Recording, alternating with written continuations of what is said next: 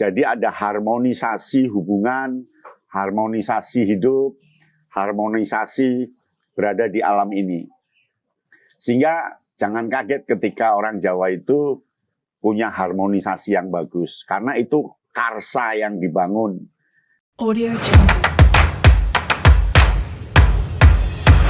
Audio Jungle.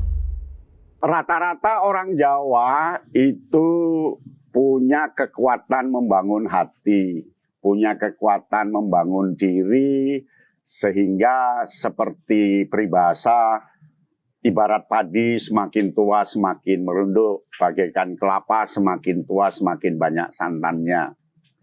Kesantunan, kesopan santunan orang Jawa itu teramat tinggi, sehingga semakin tua dia akan semakin punya refleksi diri yang kuat.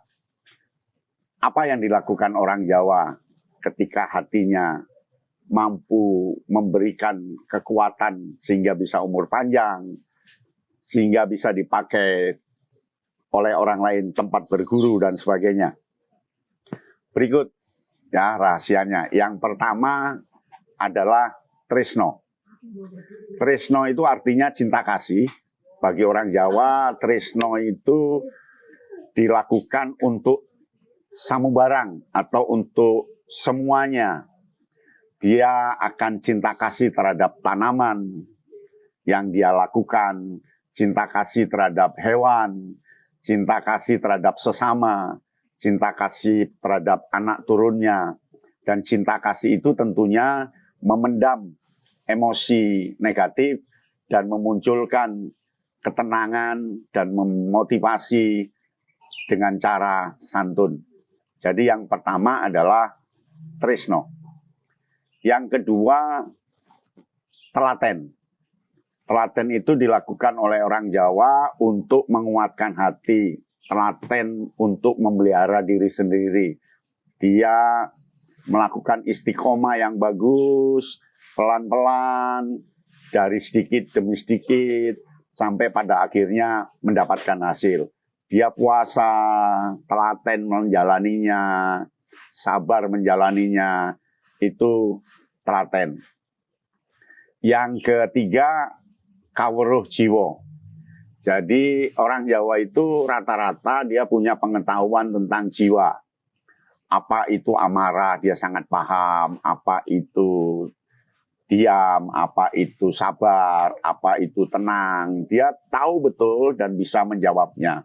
Orang Jawa rata-rata kekuatan kaweruh jiwa, ilmu jiwa diri dia sendiri itu sangat tinggi. Jadi dia mampu memposisikan berada di titik mana di antara anak-anak muda, titik mana di antara anak tua. Karena dia sadar bahwa semakin tua akan menjadi jujukan. Jujukan itu tempat datangnya anak-anak muda, anak sendiri, ponakan, cucu, itu datang ke dia. Maka kaweruh jiwa ini menjadi keharusan bagi orang Jawa untuk mempelajarinya. Jadi orang Jawa itu punya ilmu menep, diam, dan menenggelamkan perasaan-perasaan yang tidak penting dilakukan. Lalu ada ilmu sak, itu sak penake, sak cukupe, sak dermo, sak ngelakoni. Itu dilakukan oleh orang Jawa dengan kaweruh jiwa tadi.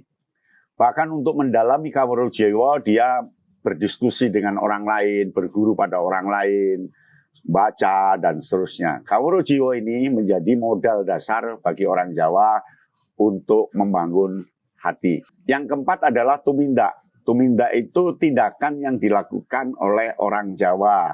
Tidak sekadar dipikirkan kaweruh jiwa tadi, tidak sekadar di dalam hati saja, tetapi dilakukan dengan tumindak.